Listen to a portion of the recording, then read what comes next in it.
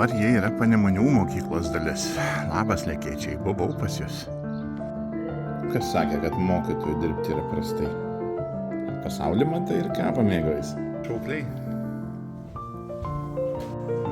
Kaip niekas nepradingsta. Čia jau dar... Čia kažką reikia pagirti iš jūsų mokytojų, kas vaikus taip paskatino.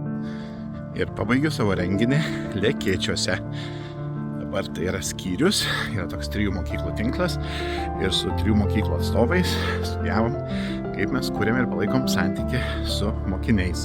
Labai gyvas, jaukus kolektyvas, aš jaučiu čia stiprią, didelę bendruomenės dvasią. Dar pasimatysim iki 2 kartų. Tai va, kaip ant kai kurių mokytojų iniciatyvos mokykla kartu auga.